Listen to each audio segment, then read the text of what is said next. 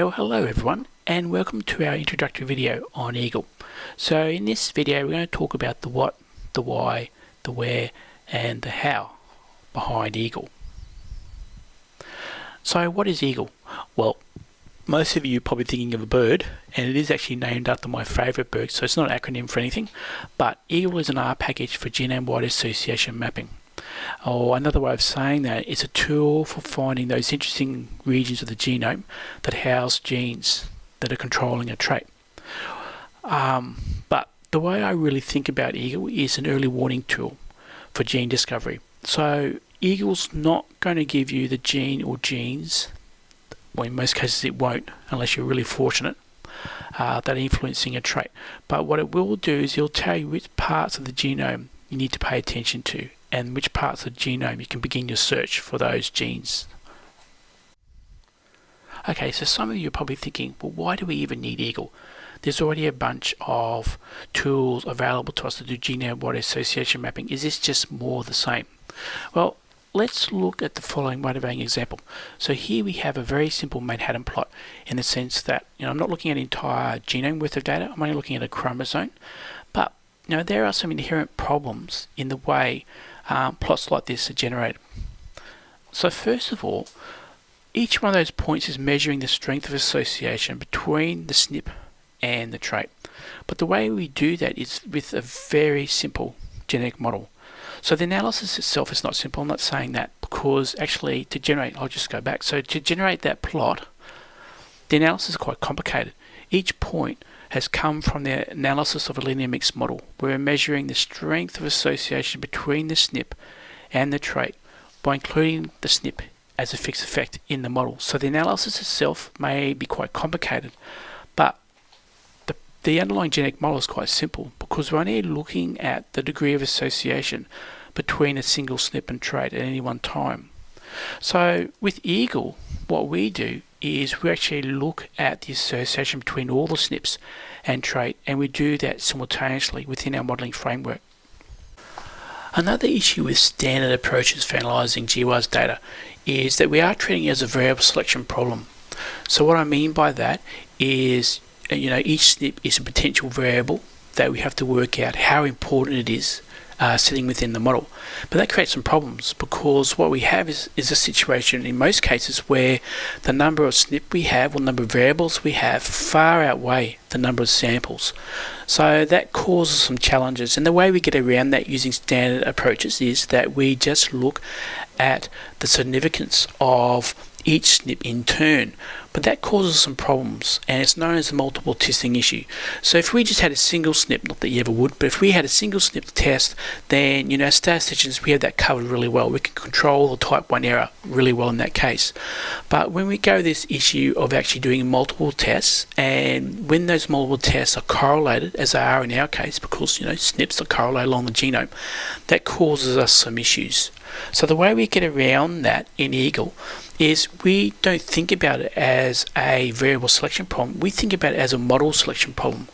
And what that means is we're now released from having to deal with multiple testing issues. We don't have any multiple testing issues sitting within Eagle.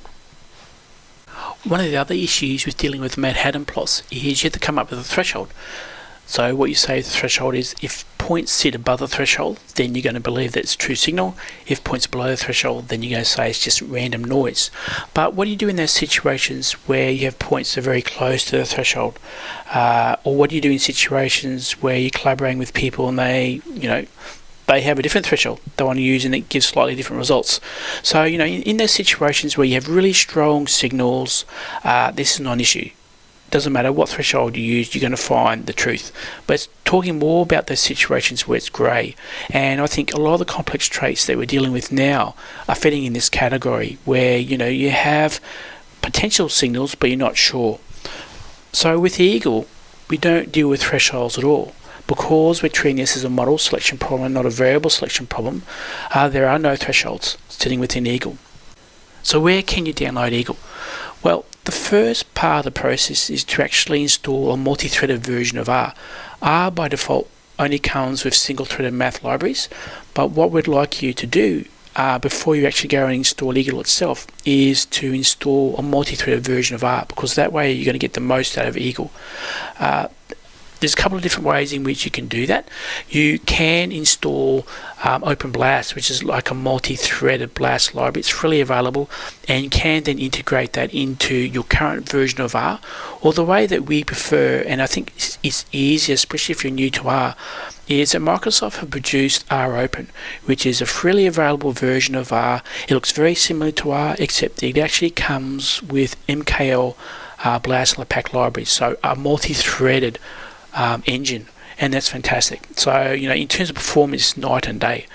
Once you have R installed, it's very simple. Just start up your R session, and from your R session, all you need to do is go install packages Eagle, and that will install Eagle along with any dependent packages that you may not have on your system, but it's required to run Eagle.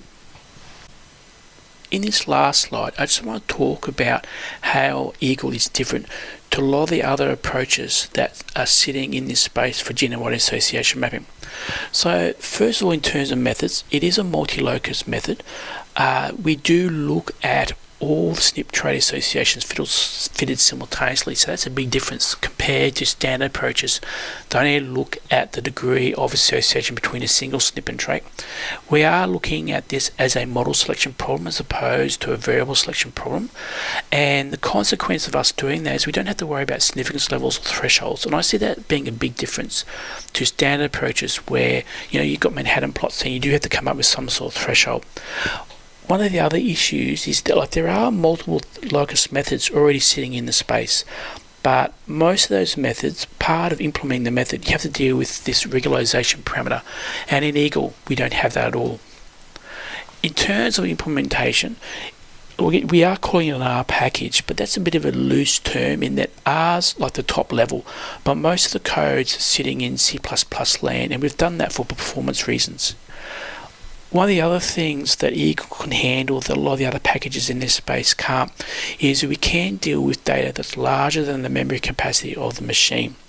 We're using multi-threaded computation throughout, and we have two modes of use because we realized that there's going to be a mix of users for Eagle. There's going to be those who are very comfortable in using R, and we're calling you guys old school.